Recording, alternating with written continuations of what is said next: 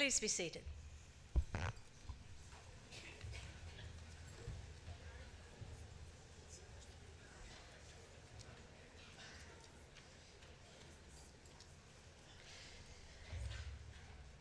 Councillor, University Council, Vice-Chancellor, distinguished guests, senior officers, academic and professional staff, graduands, families and friends. It is with pleasure that I welcome you to Victoria University's graduation ceremony for the College of Health and Biomedicine. My name is Susan Young and I'm the Dean of Students at Victoria University and your MC for today. On behalf of my fellow Victoria University staff, I extend a warm welcome and congratulate all graduands and on their achievements today. As a mark of respect to Australia's Indigenous people, we acknowledge the ancestors, elders and families of the Boonwurrung and Woiwurrung of the Kulin, who are the traditional owners of university land. As we share our own knowledge practices within the university, may we pay respect to the deep knowledge embedded within the Aboriginal community and their ownership of country. We acknowledge that the land on which we meet is a place of age-old ceremonies of celebration, initiation and renewal, and that the Kulin people's living culture has a unique role in the life of this region. Now, before we undertake the conferral of awards, I would like to invite Associate Professor Tony Walker to present today's occasional address. Tony is Chief Executive Officer of Ambulance Victoria. He has over 30 years' experience working in a range of senior clinical governance, education and operational roles, and holds an adjunct appointment as Associate Professor in the College of Health and Biomedicine at Victoria University. Tony is a Fellow of Paramedics Australasia, a Fellow of the Australian Institute of Management and board member of the Emergency Services Foundation, the Council of Ambulance Authorities and Prostate Cancer Foundation of Australia. He is a recipient of the Ambulance Services Medal ASM for his contribution to the development of ambulance services at a state and national level. Tony is also an alumnus of Victoria University. Please welcome Associate Professor Tony Walker.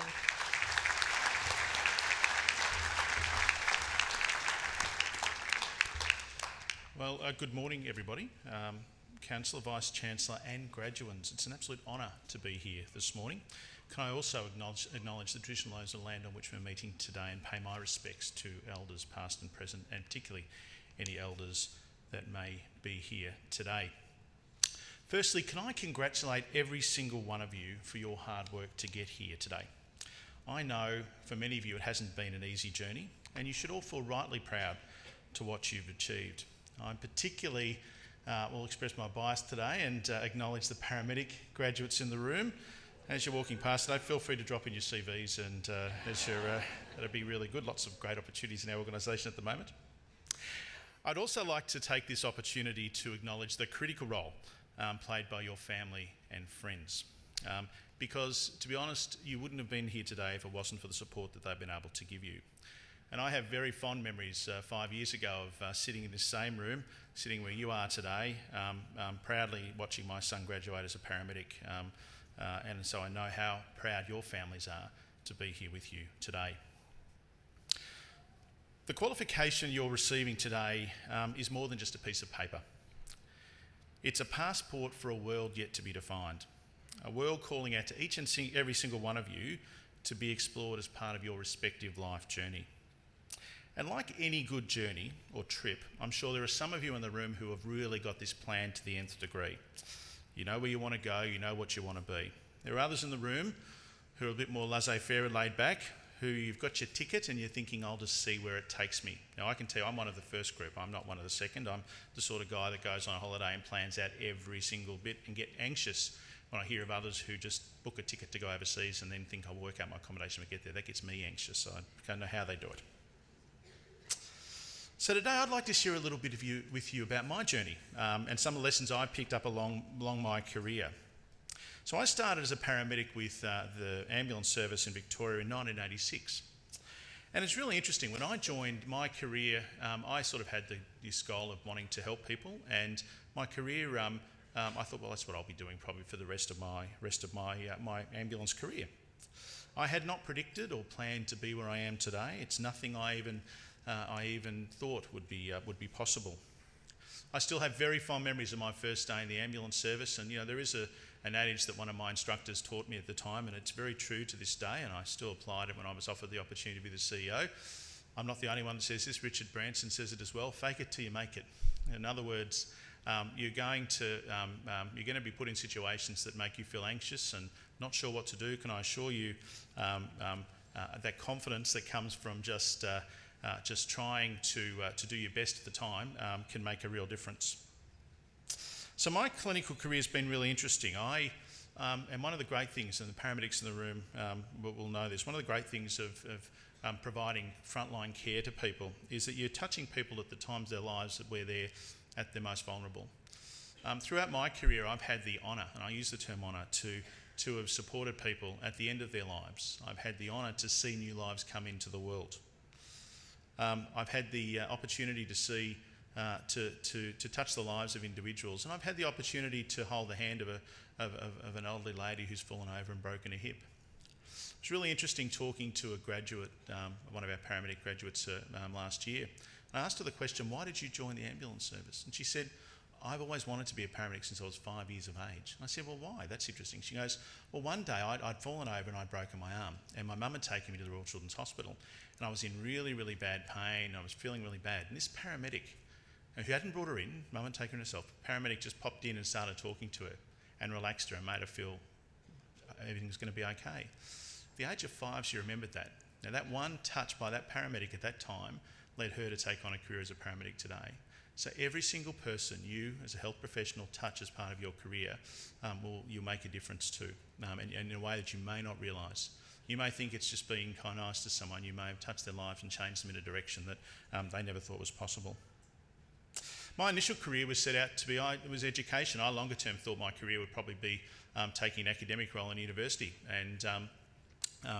but it's changed over time, and it's changed over time because of, I've reflected on this over my life. Every single time someone offered me an opportunity, I've said yes. I've said, well, what's the worst that can happen? I'm not sure if I can do this role, but I'll learn something new. And the great thing is I'll go back to, I don't like it, I can go back to the best job in the world, being a paramedic and still caring for people. So taking opportunities when they're offered to you is a bit of advice that I would give every single one of you. And be prepared to take risks. This is, you have one life. This isn't a test run. You have one life. Be prepared to take risks and try something new and try other things. You'll be amazed sometimes where that can take you. The other real thing for me, and I practice this hopefully every day, is being authentic. And so it's very easy as your career evolves to sort of fall into how you think other people want you to be. For me, one of the things I've found about my career, and I'm very relaxed around this, is be yourself. Be who you are. It's amazing how life can be so much better for you and so much easier in your career when you just are authentic and being the person that you want to be. And help others.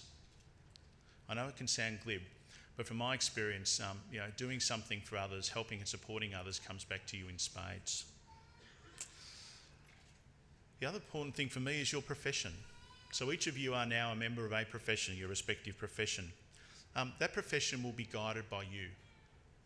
You will have the opportunity to influence where your profession goes into the future. You will have the opportunity to direct it and make it where it needs to go. So I encourage every single one of you to be part of your professional associations and guide your profession to where it needs to be. And acknowledge as alumni of this great university that you have responsibilities back to this university as well to support others and support the work of this university as an alumni. It's why I was so proud to be given the opportunity to be here today. The other real lesson for me out of my career to date has been this issue around continuous learning. So I'm sure the last thing on every single one of your minds today is doing more study. I can absolutely know that, having spoken to others in similar situations. But I'd encourage you to continue learning. You need to continue learning across your life because the world we're living in today bears no resemblance to the world that I started in my career 30 years ago. It will continually change.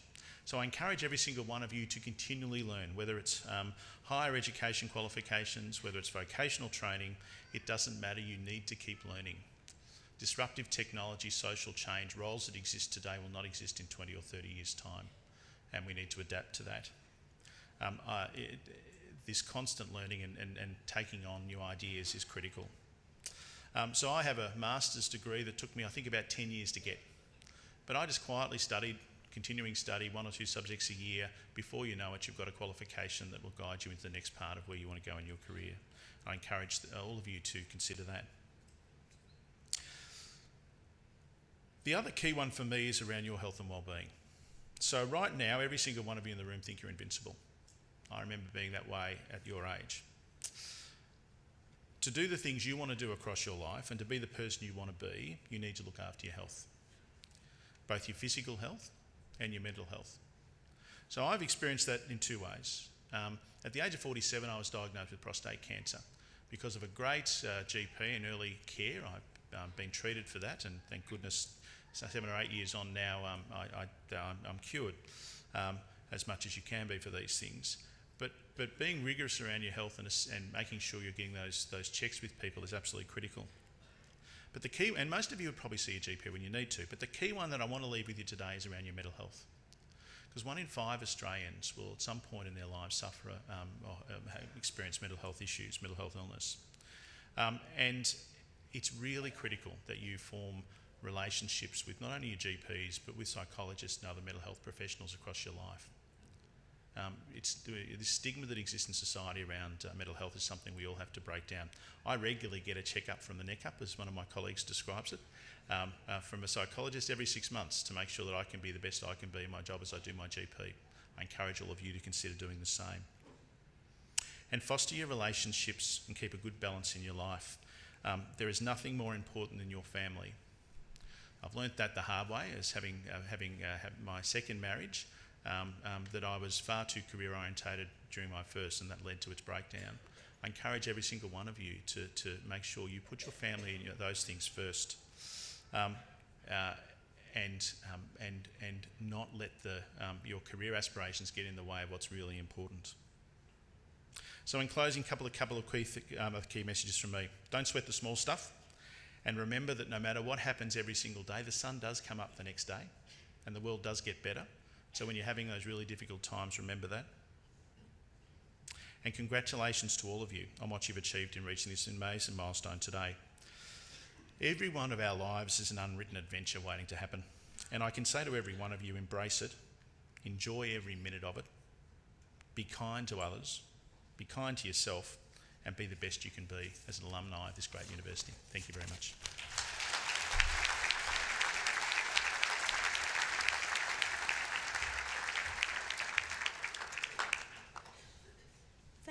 Thank you, Tony, for those wise and inspiring words. I would now like to invite Councilor Gay Hamilton to speak with you. Gay is a member of the University Council, which guides the strategic direction of the university. She is representing the Chancellor at today's ceremony. Thank you, Gay.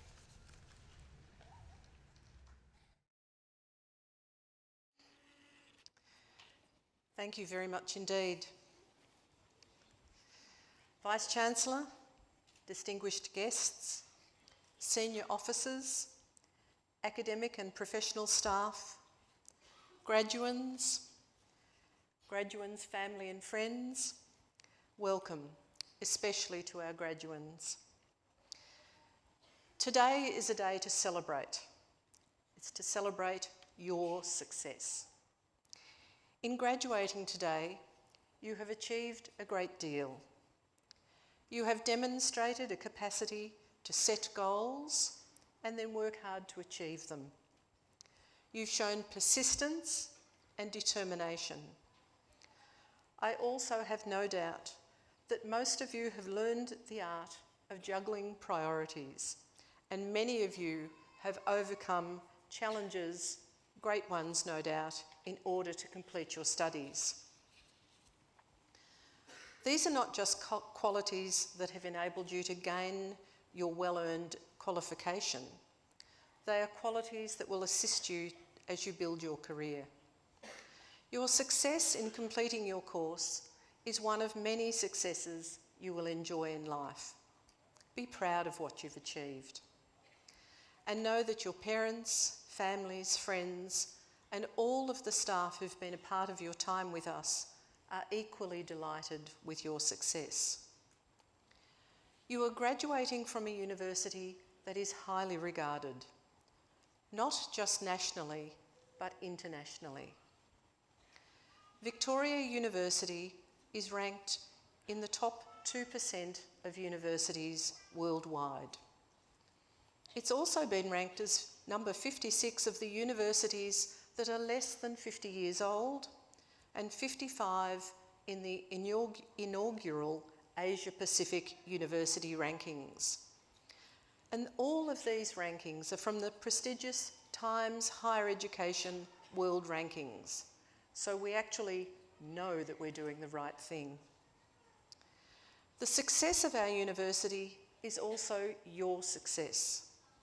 It gives prestige to your qualification, and you can proudly claim that you are a graduate of one of the world's best universities.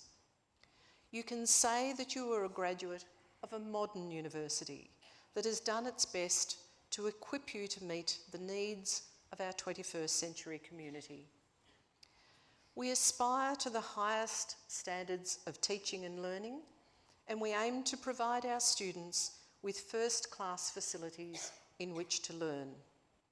Our intention is to create the best student experience possible.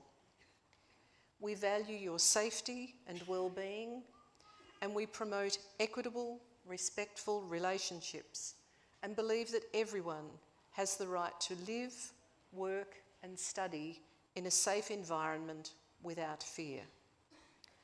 The university experience that you have enjoyed is an exciting and intellectually stimulating experience. But I know it can also be challenging to absorb so much new information and juggle your university commitments with the demands of your personal life. I hope that VU has proved to be a university that is supportive of your individual needs. The university is always exploring ways to continue to improve our services by tailoring the support that we provide to students so that every student's unique requirements are satisfied. We want to be leaders, not followers, innovators, not bound by tradition. We also strive to be innovative and will continue to do so with initiatives such as our unique new first-year college, which supports students to maximise their potential as they make the transition to tertiary education. This may not seem of relevance to you as you complete your studies, but as alumni of VU, the value of your qualification will be enhanced as VU's reputation grows. Through your tertiary study, we've helped you develop skills such as analytical and critical thinking, but the acquisition of knowledge must be the synergy of the theoretical and the practical. VU has established a reputation for preparing students for the real world of work. We do this through a multiplicity of partnerships with business and industry, by involving practitioners in the development and delivery of our courses, and by giving as many of our students practical work placements. We strive to provide you with the knowledge, skills, and experience to help you excel in your chosen career. The College of Health and Biomedicine supports its students with its technology-enhanced learning and through its strong partnerships with the healthcare industry. During your study, you have benefited from state-of-the-art simulation laboratories with interactive mannequin technology, high-tech nursing laboratories designed to emulate a hospital environment, dedicated student-run clinics for nutrition, osteopathy, dermal therapies, and purpose-built research and training facilities. The college is also committed to internationalisation of the curriculum to enable students to gain international experience and host its offshore students. Today, as you graduate and leave us to embark on your career, consider how you might use the skills that you have acquired to strengthen the communities from which you've come or the new communities you are destined to become part of. During your time at VU, I hope that one of the things you've come to understand is that our vision is not only to help our students to succeed, but to help strengthen our society. If we can build healthier, resilient communities, we are helping to give future generations, perhaps your younger siblings or your children, a better start in life. Today, over 230 of you will graduate.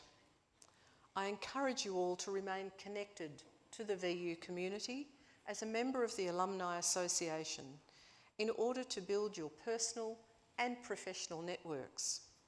I've no doubt that you'll be wonderful ambassadors for Victoria University.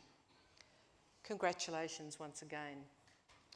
To the family and friends with us, I just want to remind you that whilst this is a formal ceremony, it's also very much a celebration. So as each of these wonderful graduates come up to receive their testaments, I want to hear you clapping and cheering as loudly as possible, and so that we know that we're really acknowledging their great work. Graduands, could you please stand?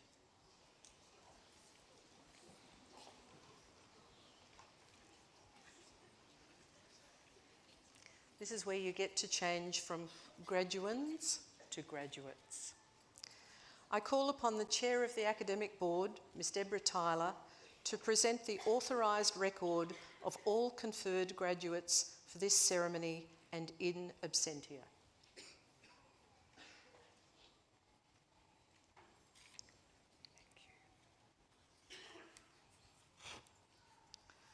Thank you, Ms Tyler.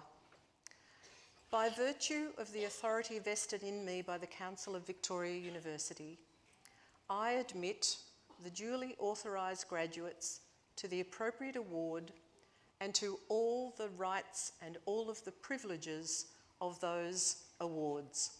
Congratulations.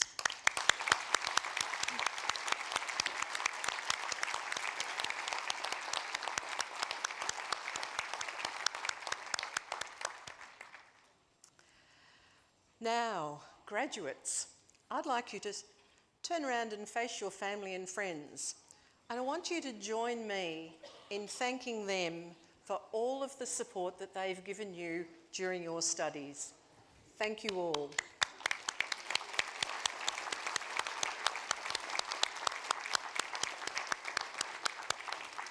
Graduates, please resume your seats.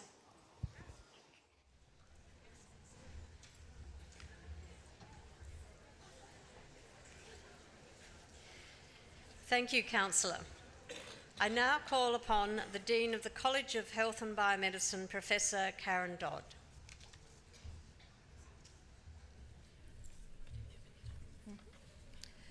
Councillor, I'm honoured to present the graduates from the College of Health and Biomedicine.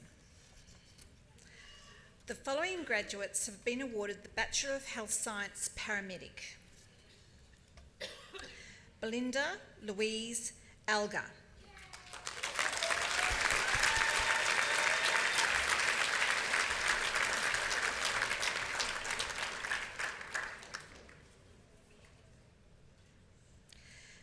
Amanda Jane Altman.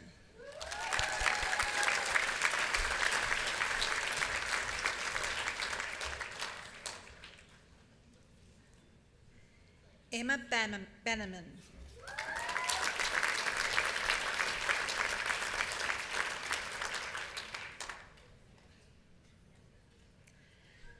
Chantel Bernadette Barbuto.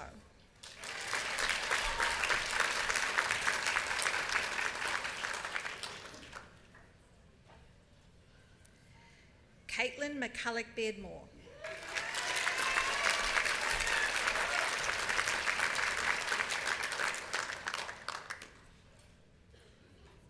Natalie Blagic.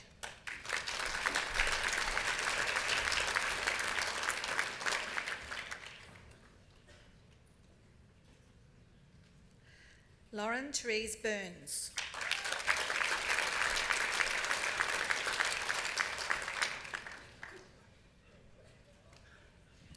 Hernando Jose Calas Nava.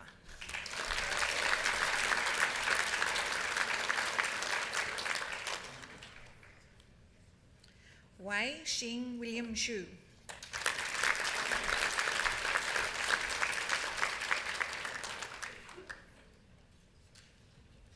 Emily Elizabeth Viola Cochran.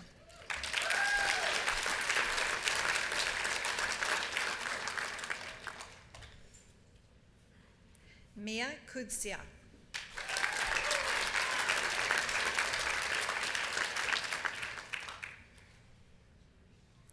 Jade Timothy Peter Cook.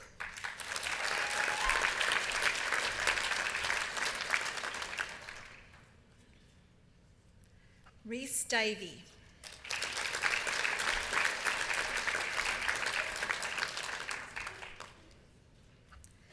Jade Taylor Donald.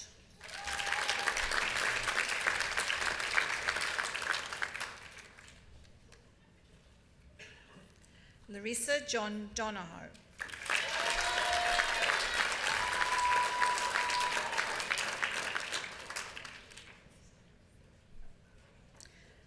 Jaden Clarence Estacamento.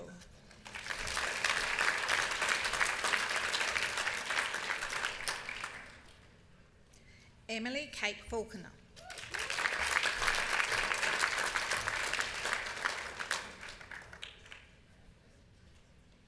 Tyson Ross Folland.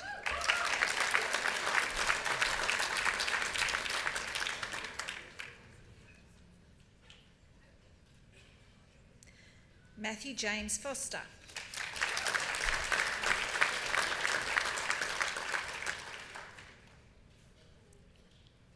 Alexia Giomas.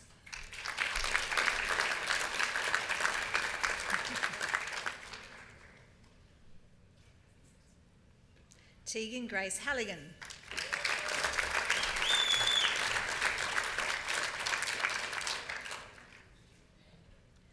Michelle Marie Hellebrandt.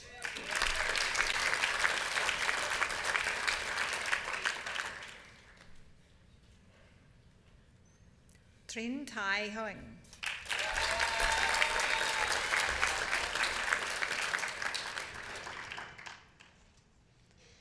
Abby Elizabeth Hogg.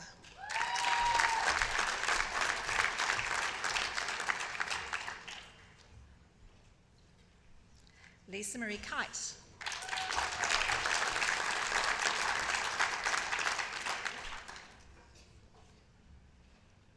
Caitlin Paige Kray.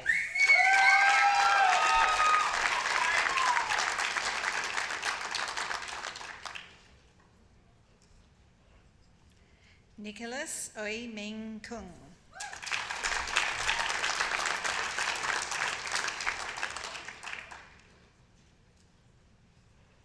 Shane George Roy Kritikis.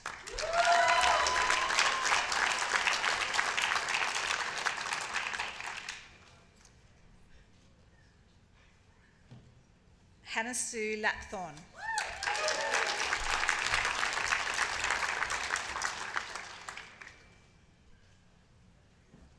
Amanda Lazari.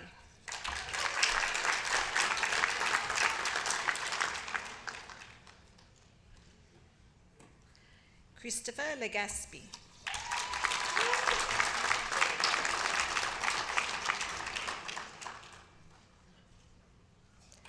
Mai Tung Tan.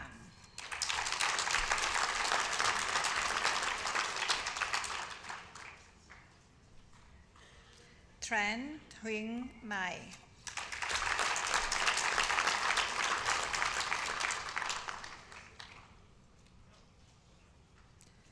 Shanara Main.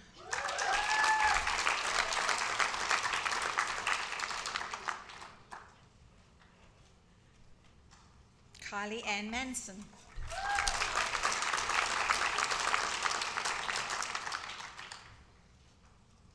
Matthew Aaron Matalowski.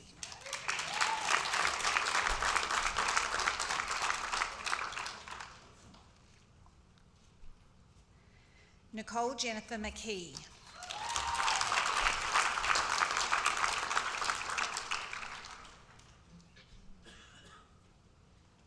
Kaitland McPhillips.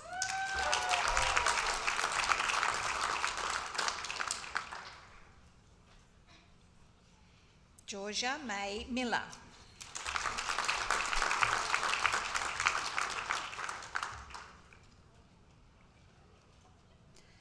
Madeline Marie Murphy.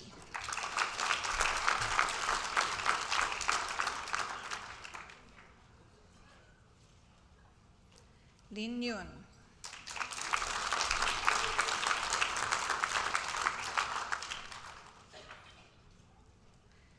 Tori Ann Oakman.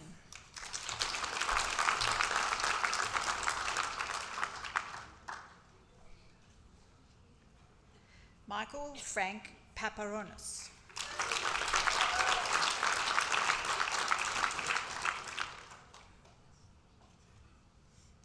Shelley Ann Portelli.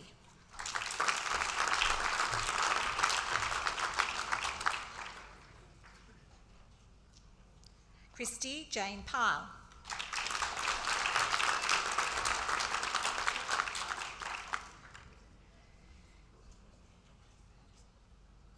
Sarah Catherine Ricucci.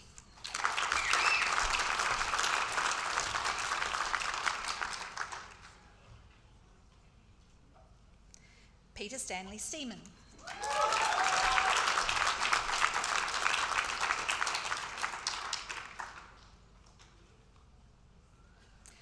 Juanita Patricia Shepherd.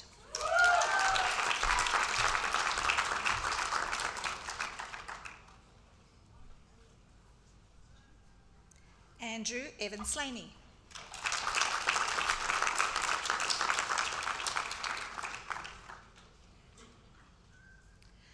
Brendan David Smith.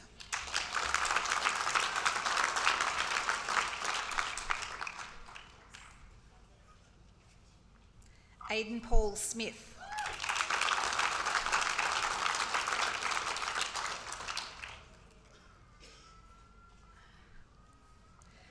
Georgie Santiano Soabas.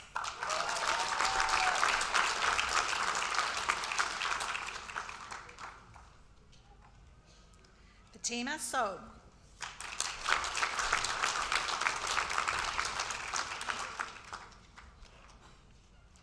Martin Stevenson.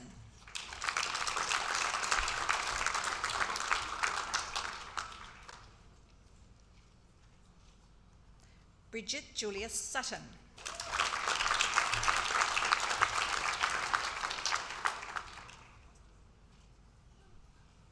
Aman Swami.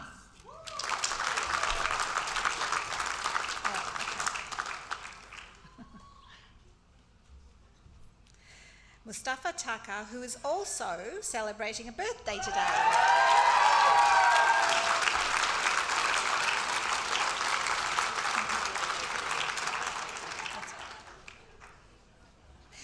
Lo Ing Chung.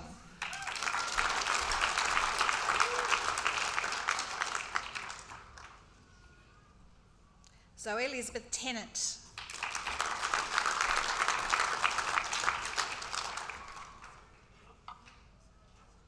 Jared Thorne.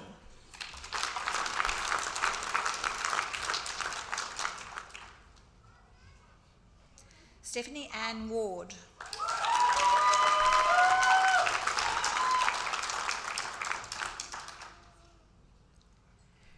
Rebecca Krista Whittaker.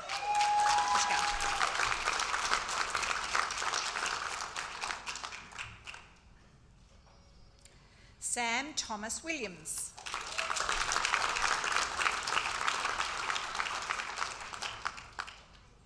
Mark David Williams.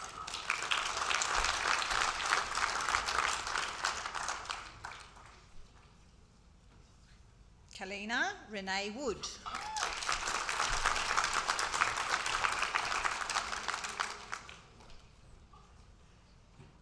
The following graduates have been awarded the Bachelor of Midwifery. Andy James Ackley.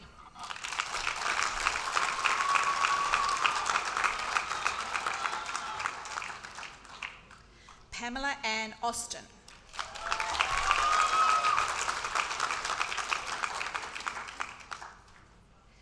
Angela Barley.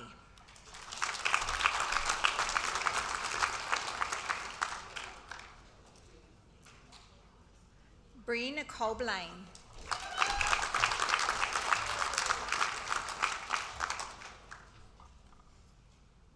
Catherine Rose Butler.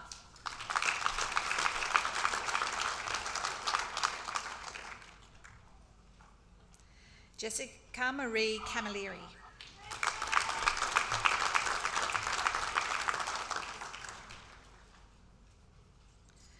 Stephanie Lee Clark.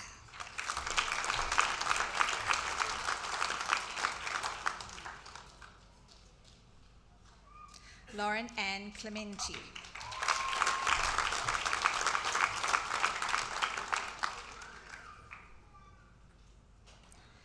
Madison Marie Dart.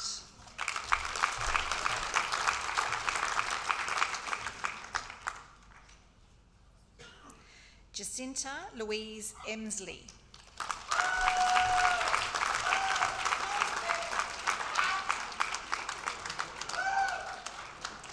Tanya Georgiou.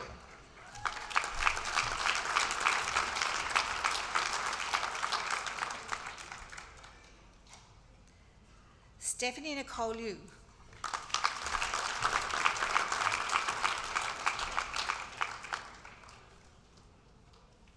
Shana Miko Miller.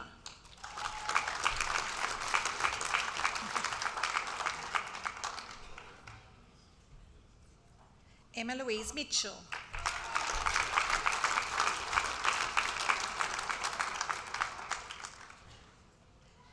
Lisa Morgan.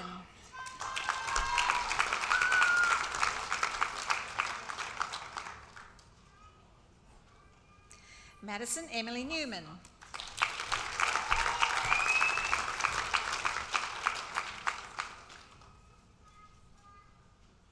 Romy Elizabeth Simon.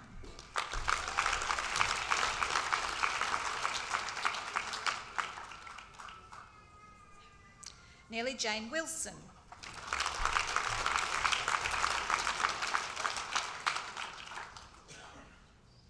Sahara May White.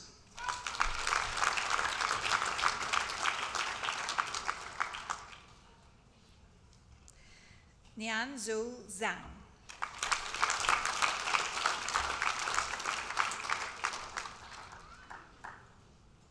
The following graduates have been awarded the Bachelor of Nursing.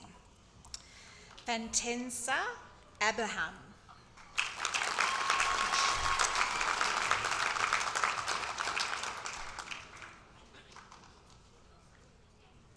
Ranelin Akao.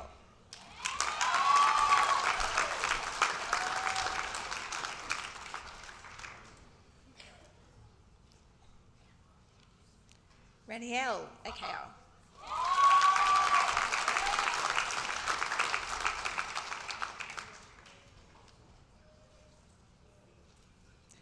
Sanjina Achara.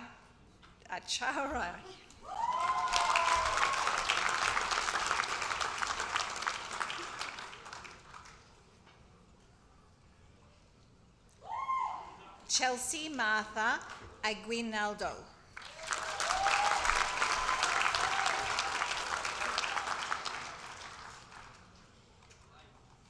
Brahma Marie Anderson.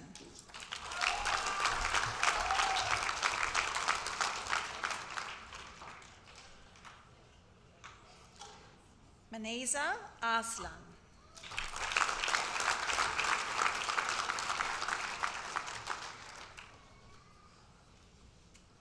Azra Axel.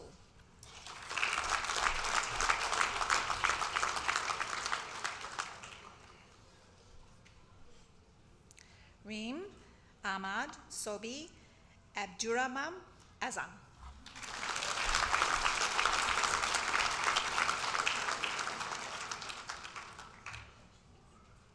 Courtney Bateman.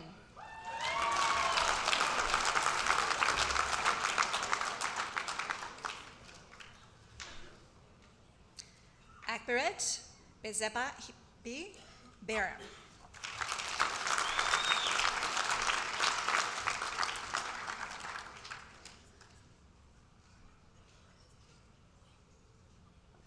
Melissa Jade Brown.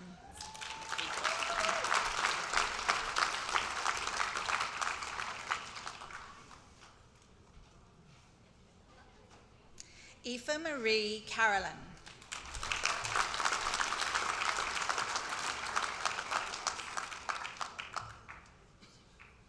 Alana Lee Castry.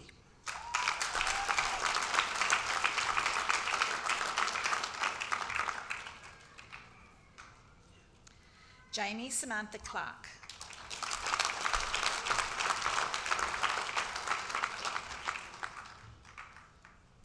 James Kogja.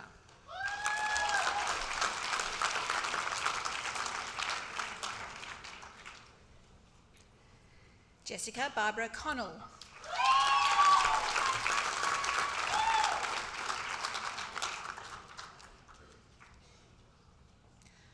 John Raymond Cortez.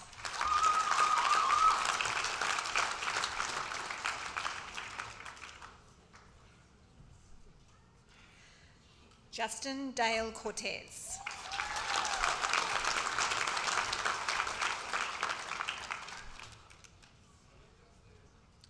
Jade Catherine Croft.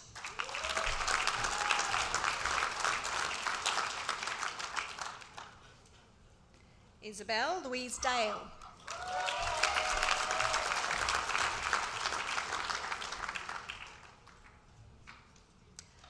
Charlie Christina Dalton.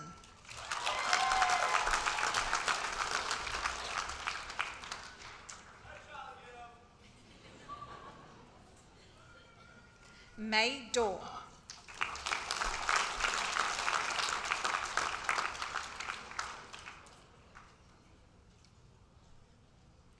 Lauren D. P. Dominico.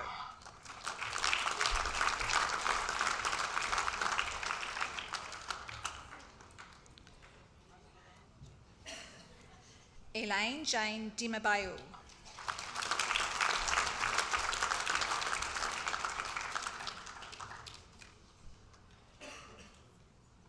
Brian Dimabayu.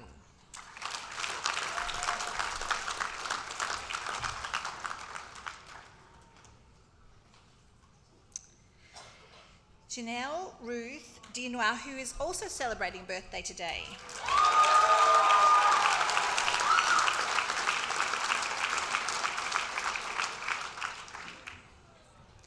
Wendy Yaneth Dominguez.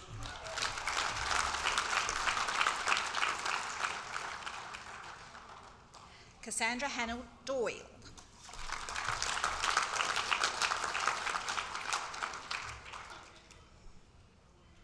Tanika Elise Egan.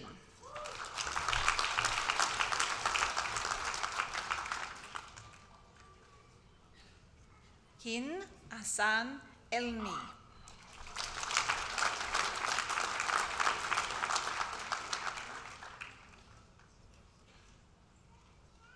Ko Saja Embradura.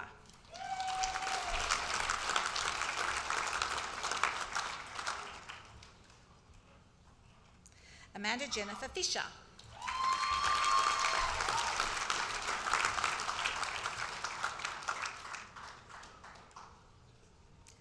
Alexandra Natalie Galea.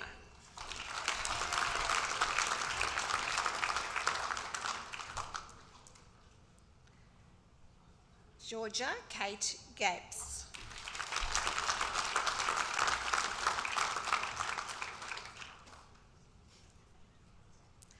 Rawa Jemramarian.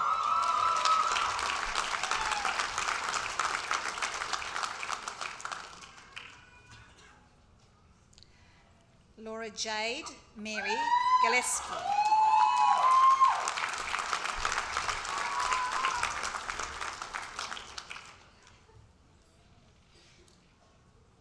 Julia Ann Marinda Gelera.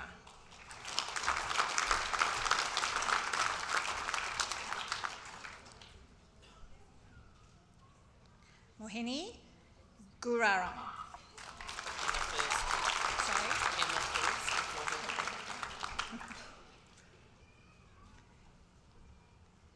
Emma Hildebrand.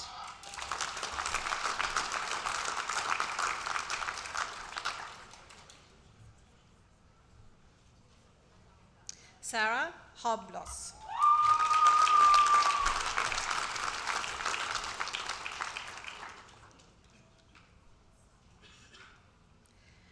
Rabia Hussain.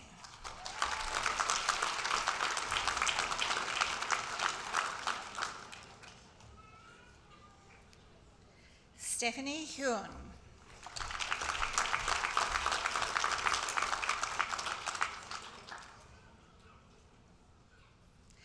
Didam Ismail.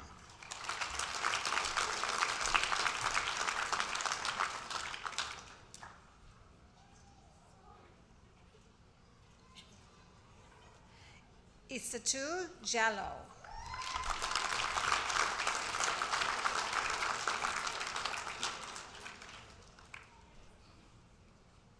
Gaganpreet Johal.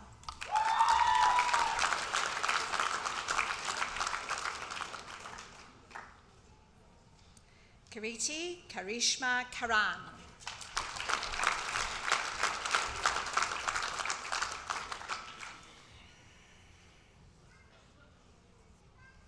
Shamila Lasanthi Karantaran.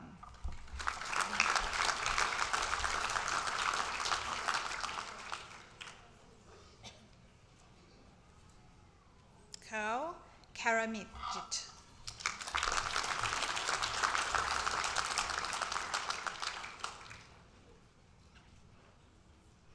Navnik Kao.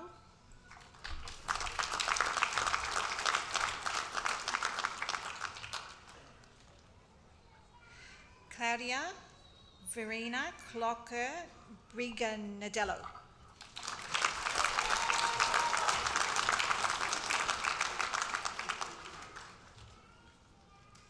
Maria Kumanalis.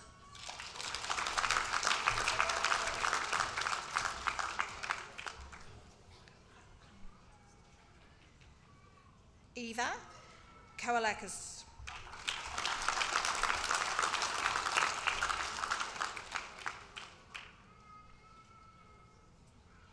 Jeffrey Lamb.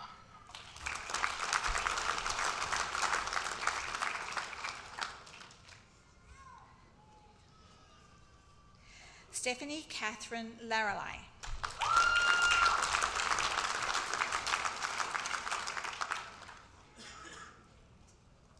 Kiara Louise Larkins.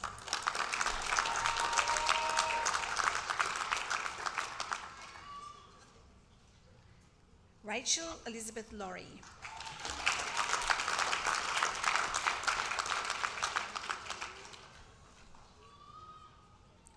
Rafina Lay.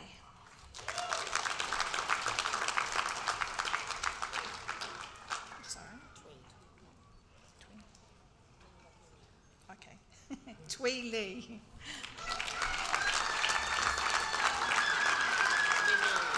Lynn Lee. Just the whole thing. Lynn Lee. Okay. Lynn Lee.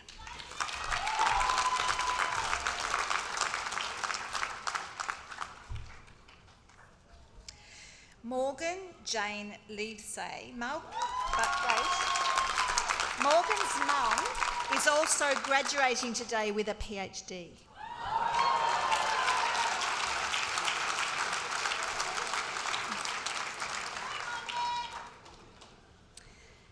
Lou Lam Christian Sheree Bendiola.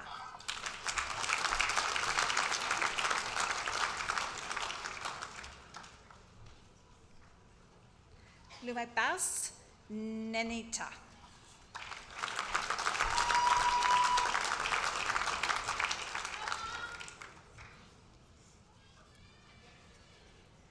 Joanna Magnay.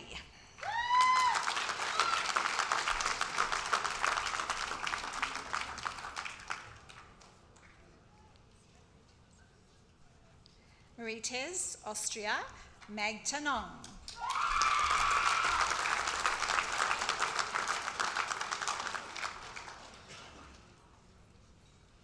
Jessica May.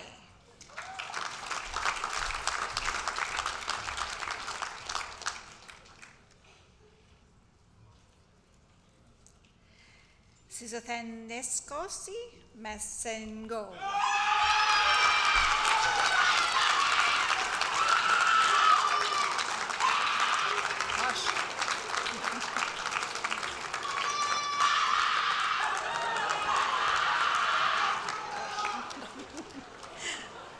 Just have a moment. Herbert Guda Matika.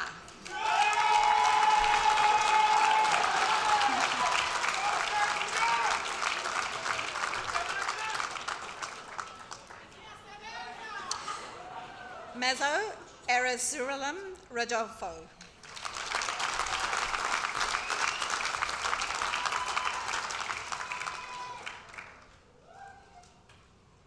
Danielle Mazio.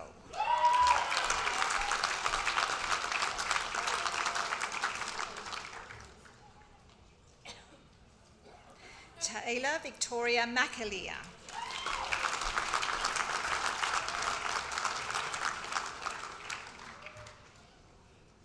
Montana Rose McQuaid.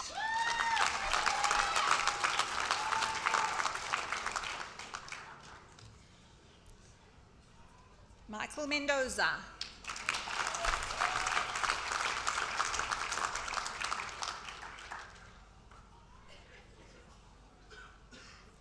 Manuela Mihai.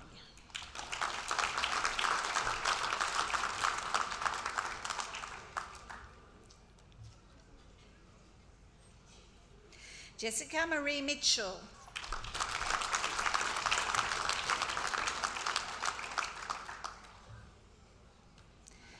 Dekwa Adan Mohammed.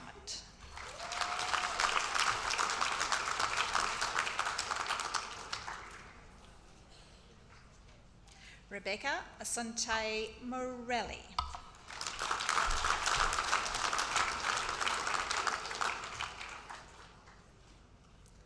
Ashley Elizabeth Musa.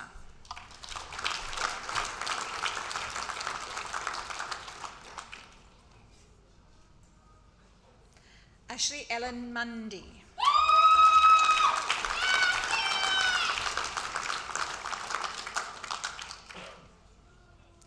Napa Namatau.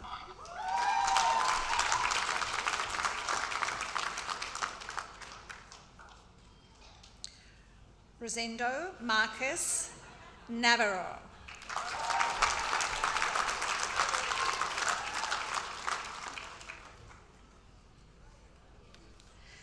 Nosimelo Nadulova.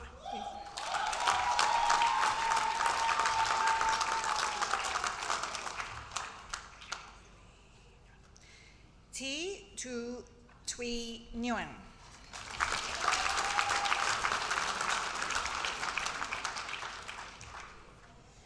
Tanya Nguyen.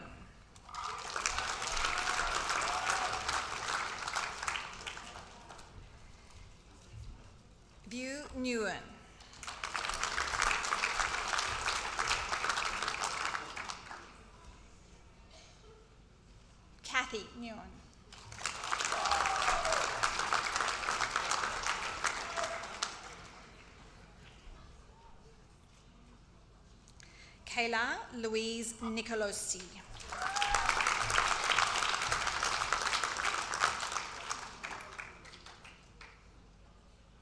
Sam Noor.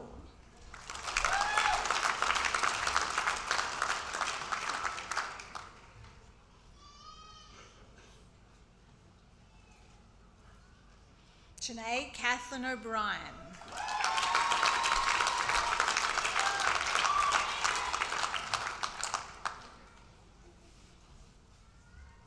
Abby Rose O'Connor.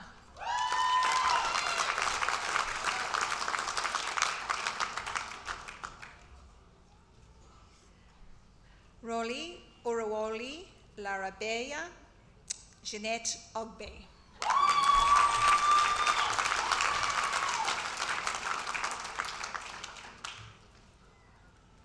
Rochelle France O'Hara.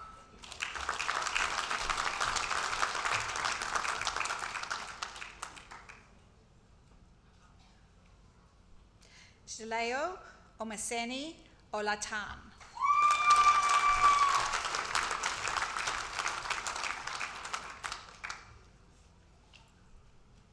Susan O'Malley.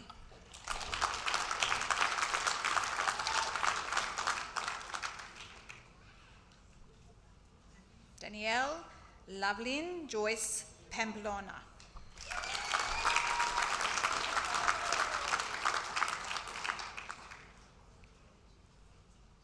Leah Paracal.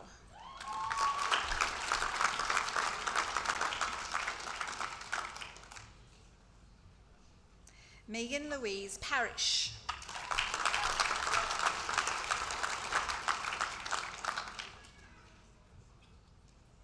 Rebecca Joan Pedlow.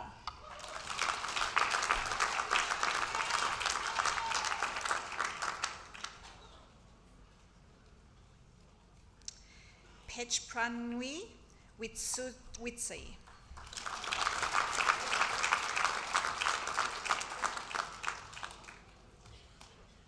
Priyaka Priyaka.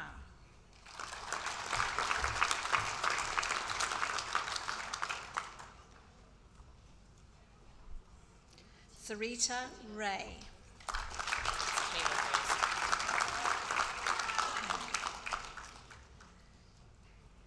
Tina Rani.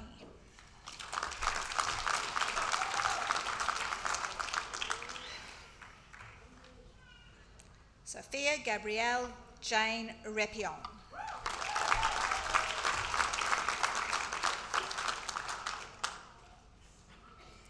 Sheridan Ann Riccitelli.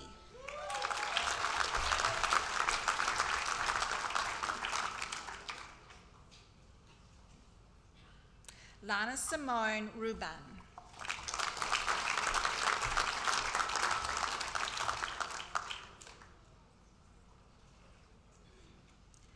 Claire Eliza Russell.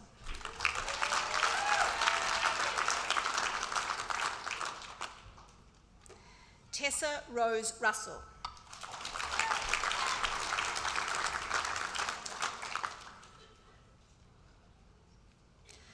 Amani Saad.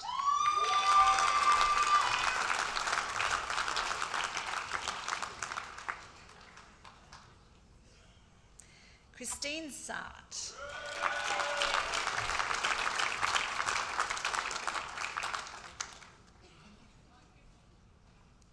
Dia Sue Saba.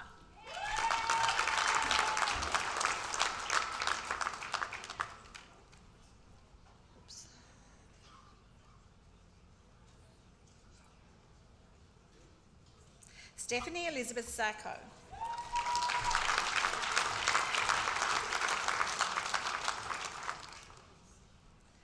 Maniro Saat.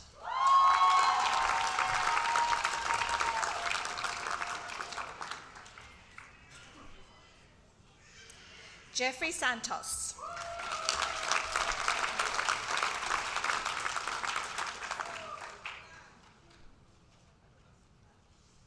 Kevin Edgar Senga.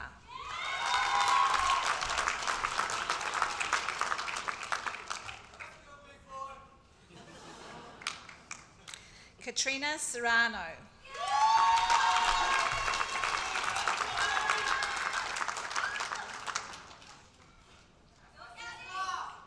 Jamie Laura Sharman.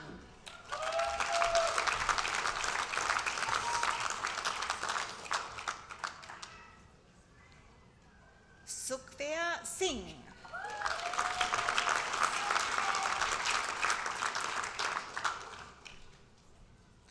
Drossi Stamboulakis.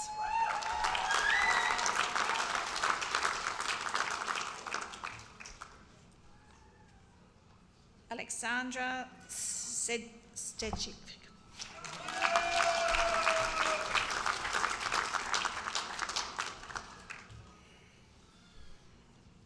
Roman Berhanu Soltessa.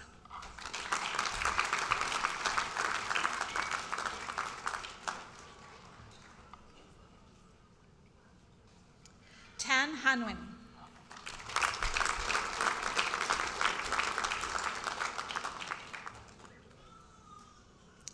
Hayley Melinda Tandy.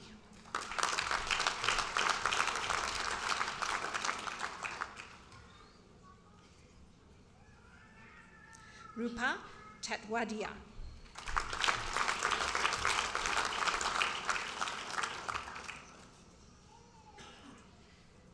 Paige Tawoff.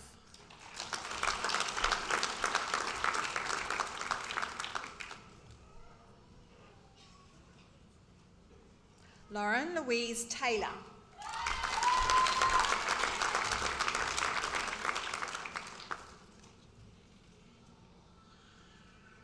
Mary Thatch.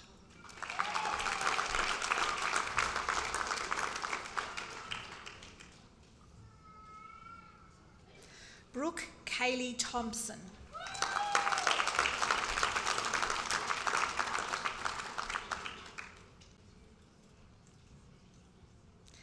Nilita Pangilan Tiamozon.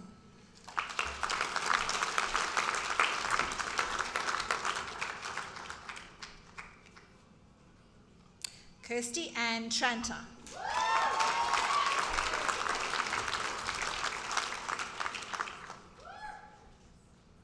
Sonia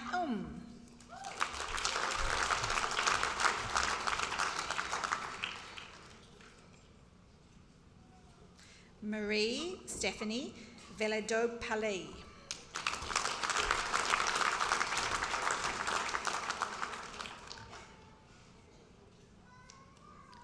Maribel Cruz Avera Cruz. Sorry.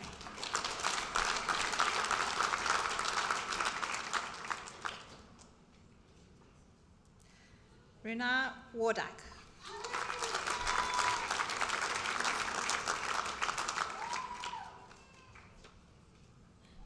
Paige Amber Williamson.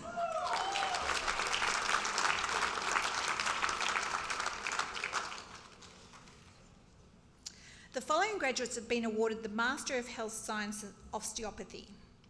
Elise Lyndall Cook.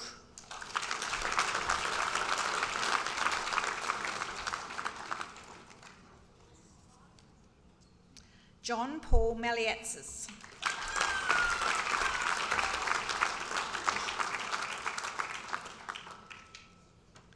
Ashton Rachel Wilson.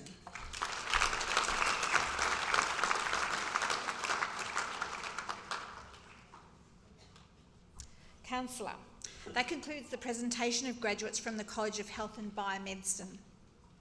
Councillor, I call upon the Dean, Graduate Research, Professor Anne-Marie Heed, to present the doctoral candidates.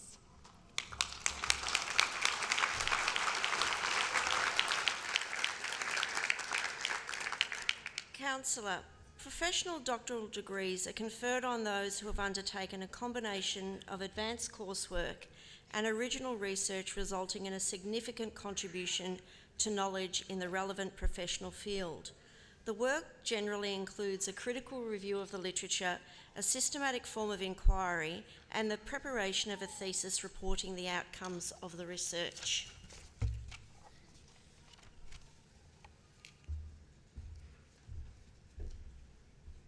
Councillor, I present to you Campbell Philip Thompson, who by reason of a thesis entitled Improving Hardiness in Elite Rugby Players has satisfied the requirements for admission to the degree of Doctor of Applied Psychology.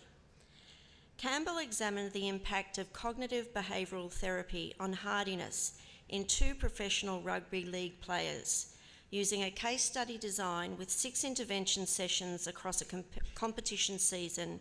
Campbell observed positive changes in the commitment and control aspects of hardiness, but less change in the challenge dimension. These results have important implications for psychologists promoting hardiness in sport and life. Campbell's principal supervisor was Professor Tony Morris.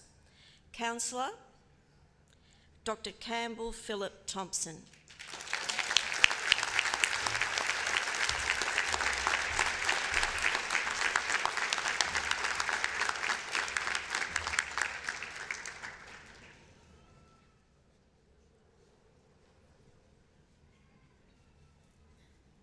Councillor, I present to you Michaela Smee, who by reason of a thesis entitled Broader Context, Interpersonal and Intrapersonal Factors that Compromise and Promote the Mental Health of Australian Transgender Adults, has satisfied the requirements for admission to the degree of Doctor of Psychology. This research increases knowledge about the mental health and well-being of transgender Australians. Multi-layered interactions were found between broader context, interpersonal and intrapersonal factors that perpetuate cisgenderism, stigma and exclusion, and those that promote affirmation, respect and inclusion. This award-winning research has implications for clinical practice, health promotion, training and education, policy development and legislation regarding transgender and other marginalised people. Michaela's principal supervisor was Dr. Lisa Short. Councillor, Dr. Michaela Smee.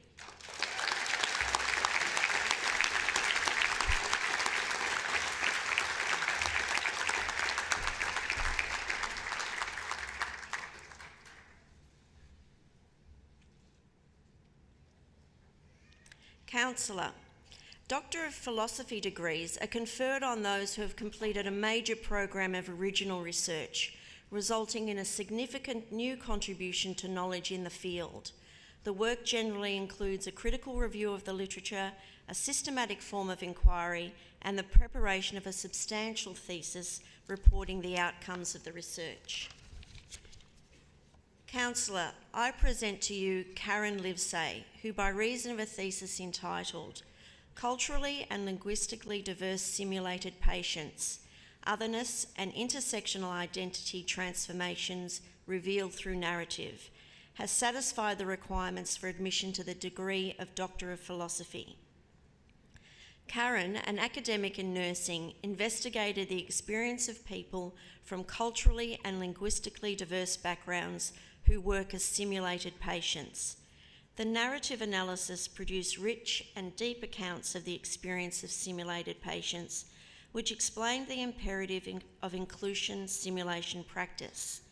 The Blossom model that was developed depicted the involvement and identity changes associated with learning through simulation.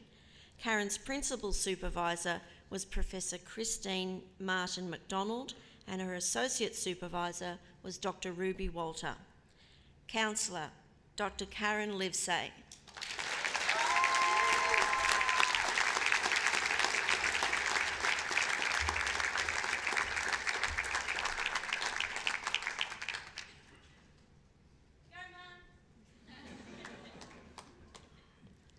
Councillor, I present to you Winston Samantha Liana Arachichi, who by reason of a thesis entitled Microparticulation of Dairy Proteins has satisfied the requirements for admission to the Doctor of Philosophy. Winston's work involved a process and product development for a major international dairy company by providing scientific foundations and interpretations of behaviour of dairy proteins under selected processing conditions. The findings of this study have already been commercially applied, resulting in recognition of Winston's work and dairy research at Victoria University. Winston's principal supervisor was Professor Todor Fazacevic, and his associate supervisors Dr. Peter Wiles and Ran Gao. Councillor, Dr. Winston Samantha Liana Arachichi.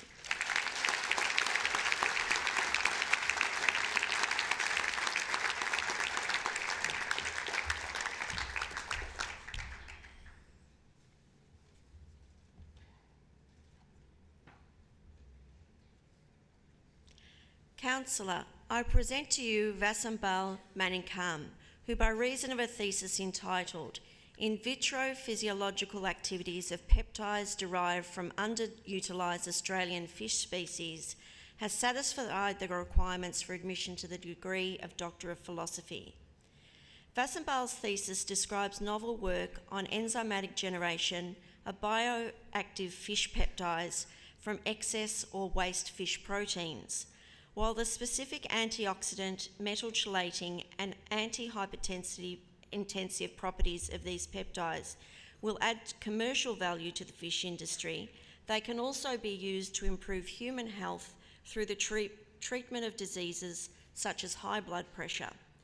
Vasambal's principal supervisor was Associate Professor Michael Matai, and her associate supervisors were Professor Todor Vasilevich and Dr. Asana Donkor. Councillor, Dr. Vasambal Manickam.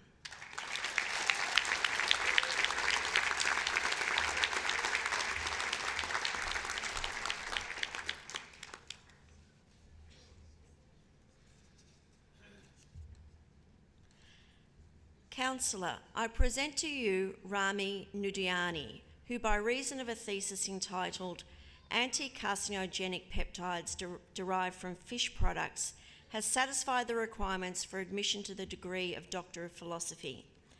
Rami's work expanded the utilisation of fish byproducts with an emphasis on compounds that can either prevent or treat cancers. Rami's first developed a very simple process that resulted in a valuable peptide mixture, which was subsequently purified using membranes to produce a highly potent extract capable of inhibiting colon cancer. Her work dealt with fish species considered of low value in Australia, thus providing a great boost to a sustainable utilisation of our marine resources. Rami's principal supervisor was Professor Tavor Vasilevich, and her associate supervisor was Dr. Asana Donkor. Councillor, Dr. Rami Nudiani.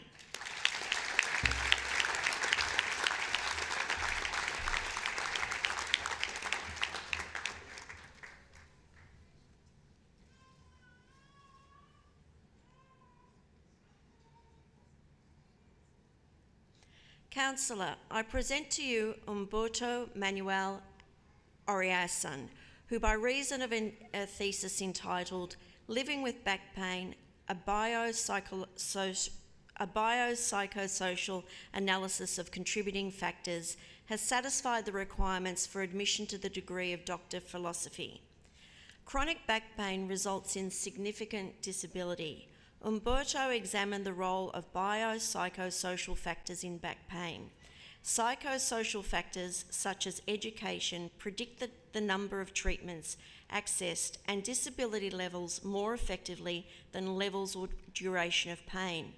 Umberto's findings show a need for a greater focus on psychosocial factors so that we can understand and better manage back pain. Umberto's principal supervisor was Professor Gerard Kennedy. Councillor Dr. Umberto Manuel Oracion.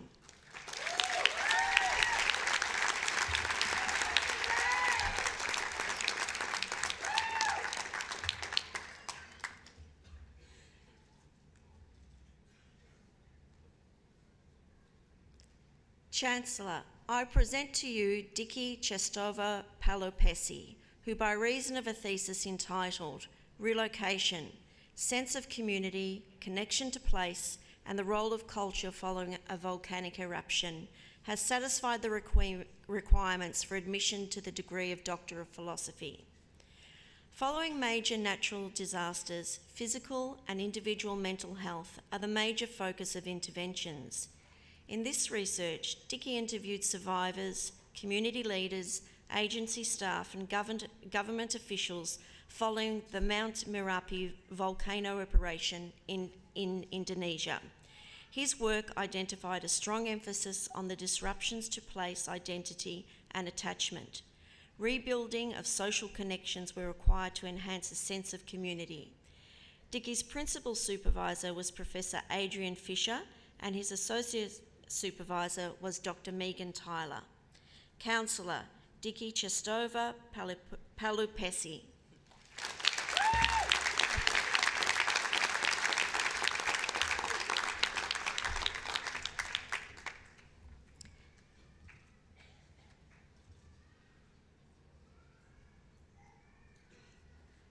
Councillor, I present to you Philip John Shields, who by reason of a thesis entitled Nurse-Led Ontology Construction, a Design Science Approach, has satisfied the requirements for admission to the degree of Doctor of Philosophy. Philip has made inroads into problems associated with deficiencies in electronic formats of healthcare records, which do not meet current nursing workforce needs. Using technical and design applications, he devised a classification system where nursing knowledge about patients at the bedside can be built into structures to support the development of electronic health records. Philip's principal supervisor was Associate Professor Lisa Heslop, and his associate supervisor was Dr. Lucy Liu. Councillor Dr. Philip John Shields.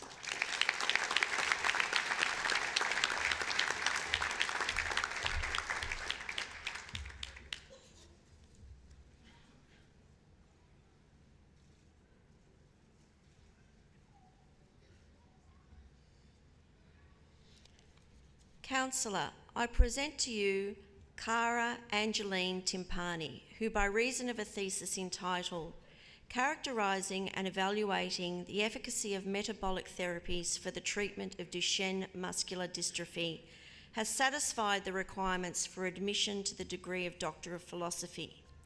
Duchenne Muscular Dystrophy is a fatal disease. Cara examined possible therapies targeting muscle metabolism and showed that a key purine nucleotide improved the histopathological progression of the disease. This data highlights exciting and promising clinical application of metabolic therapies for Duchenne muscular dystrophy. During her candidature, Cara won prestigious awards from the Australian Physiological Society and the World Muscle Society for her research on this topic. Cara's principal supervisor was Professor Alan Hayes, and her associate supervisor was Dr. Emma Ribalka. Councillor Dr. Cara Angeline Timpani.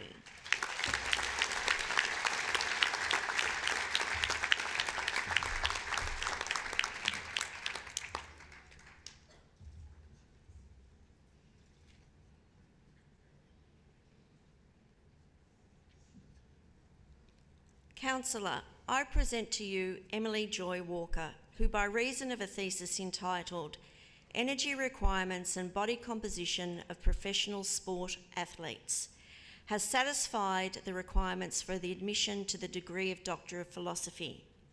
Emily investigated the energy expenditure, body consumption, and energy and nutrient intake of team sport athletes. The results and methodology developed through this project have now been applied in the high-performance sport environment.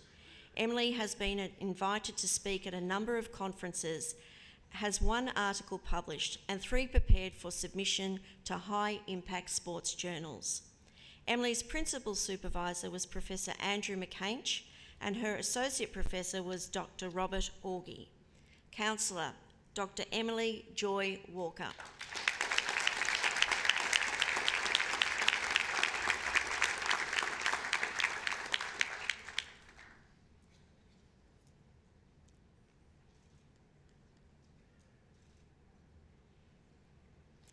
Councillor, that concludes the presentation of doctoral candidates.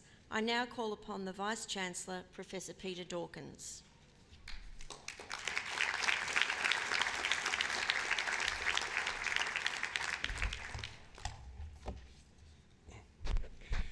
Councillor, It is with great honour that I now present the University Medal for Excellence. University medals are awarded to those graduates who have achieved consistent excellence over the duration of their course. Medals are awarded in the following categories: the highest achieving undergraduate vocational education, undergraduate higher education, postgraduate by coursework, and postgraduate research graduate. The recipient of the Medal of Excellence in Undergraduate Studies for the College of Health and Biomedicine is Aidan Smith. Aidan achieved excellent results throughout his course with a GPA, a grade point average of 6.9 and an average mark of 86.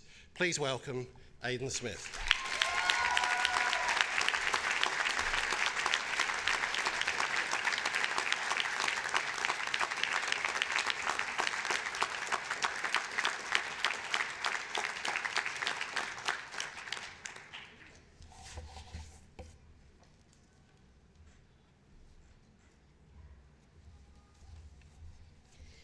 Thank you, Vice-Chancellor. I now invite Kaitland Kray, who graduated today with a Bachelor of Health Science paramedic, to speak on behalf of the graduates. Kaitland is highly respected by her fellow students and lecturers. She was awarded a VU Chancellor's Scholarship and achieved a grade point average of 6.8 during her studies. Kaitland has won numerous awards, including the VU Student Leadership Club Team Award, the Hip Pocket Industry Award for Academic Excellence, Mentoring and Leadership, and a College Award for the Most Outstanding Third-Year Student. Kaitland is currently working as a graduate paramedic with St John Ambulance Northern Territory and is based in Darwin. Would you please welcome Kaitland Kray?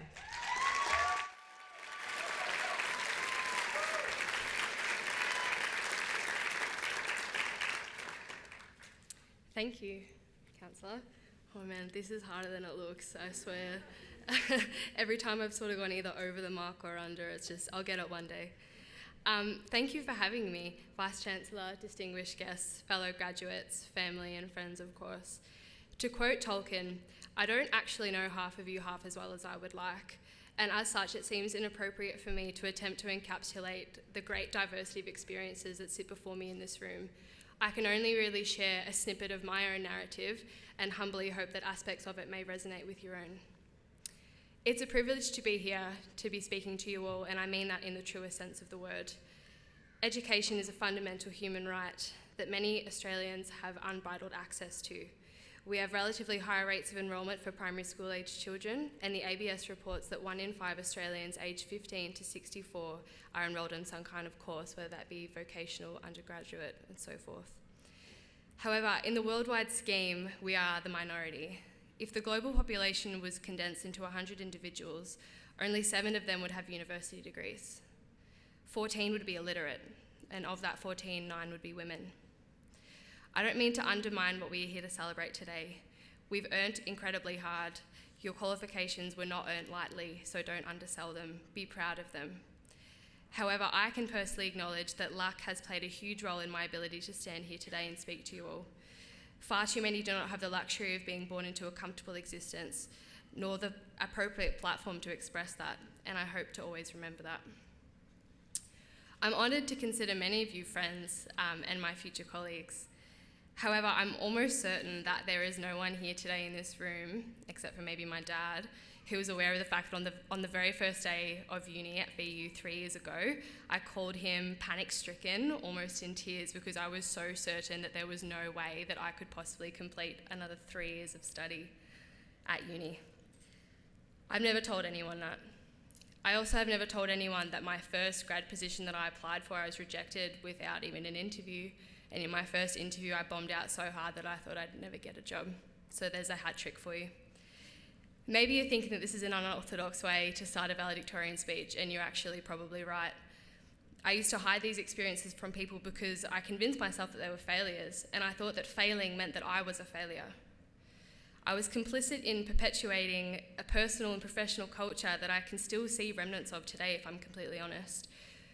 There's a culture where we are so willing to share our wins, our successes, and the highlights, but we are so hesitant to share our losses, or so we perceive them to be, mistakes. even if doing so could actually provide an opportunity to mitigate another person from following that same path. The person I was introduced as today, that isn't me. That person doesn't actually exist. She's an artificial embodiment of my highlight reel, and I used to think that this unrealistic persona was the only valuable version of myself. I wanted to be seen, but it made me invisible. My identity was so inextricably linked with what I was doing at uni, I'm going to lose this again, with what I was doing at work, that when I took off the uniform, I didn't know who I was anymore. And when I wasn't doing well enough, I actually lost sight of myself and what was important.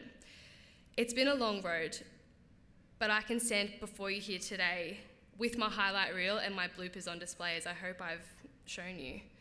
I realise now that I'm an equal amalgamation of every triumph and defeat that I've encountered in my life thus far. If I had the opportunity, I would tell my panic-stricken self on that first terrifying day that we have no power over what has elapsed in the past, nor what will transpire in the future. These things are inherently inaccessible to us. We become the best versions of ourselves when we redirect that energy and relinquish that control that we think we have towards this present moment. The now is all we will ever have, and it is transient. Your ego will never let you rest if it's anything like mine. Mine was, I hope.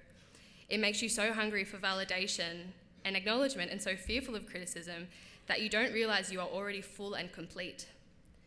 External validation does not make us inherently good or worthy humans, and nor does so-called failure diminish our value. Amidst the highs and the lows, we are neither better nor worse. We are, everything is, and we are always enough. I want to tell my past self to be more open to making genuine connections with people, no matter how insignificant the interaction might seem at the time or how busy I think I am. The tragic consequence of being so fixated on the desire to be part of something bigger is that we forget that we already do. We always have and always will be inextricably linked and connected to one another, to the people sitting next to you, in the most fundamental possible way, by our humanity. Your actions have tangible mass, they have gravity, and they have the ability to either drag on or give buoyancy to the world around you. The effect you have on others will be your only persisting legacy.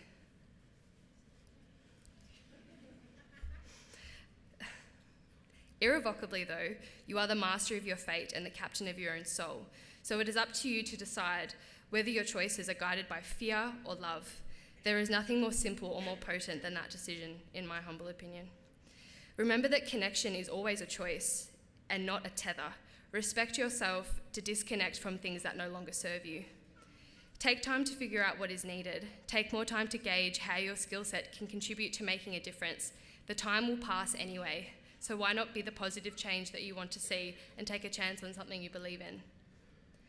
And if you wake up and realise that this path isn't the most authentic manifestation of your truth, there's still time to change the road you're on. And yes, I did just quote Led Zeppelin. Perfection is unattainable, so don't waste your time or energy striving for it. That's Salvador Dali. Leave your ego at the door. Practice self-care.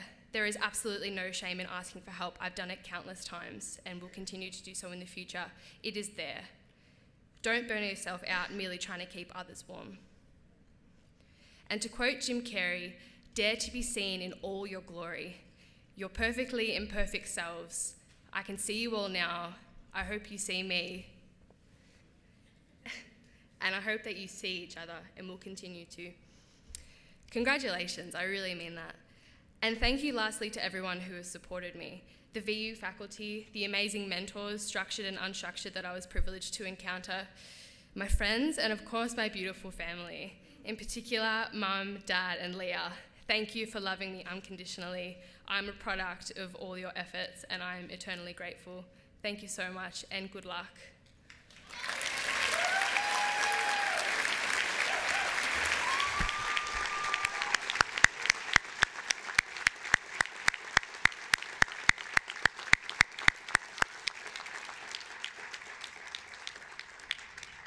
Thank you, Kaitland. They were really thought-provoking words, and I really enjoyed your speech. Thank you.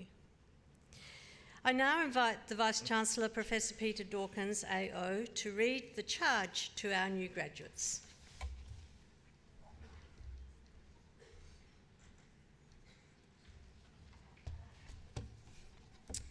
Councillor, can I ask all of the new graduates to stand, please?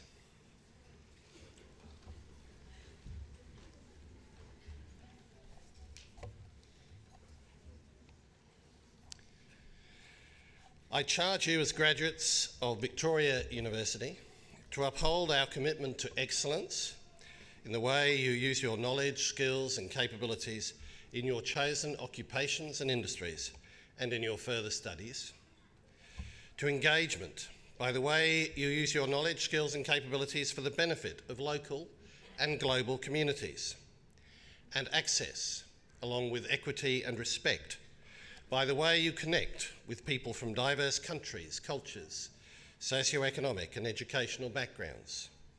Let it be known that you are now a graduate of Victoria University, defined by a commitment to excellence, engagement and access in everything you do. I charge you to make a difference to the world by modelling these values and behaviours and by being courageous in the way you play your part in solving problems in your work and in the broader community. Please be seated.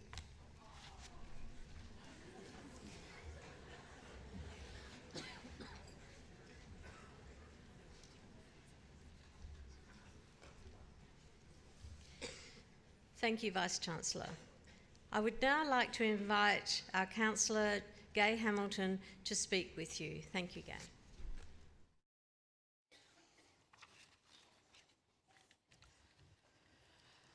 Ladies and gentlemen, I offer congratulations to all who've received an award during this ceremony. I think you'll agree they're a fantastic lot, and I think the warmth in the room has proven their worth to everyone else here. Previously, I asked the graduates to stand. Now I'd like graduates to remain seated and everyone else to stand so that we can congratulate all of today's new graduates. Could you please stand and join me in an uproarious round of applause?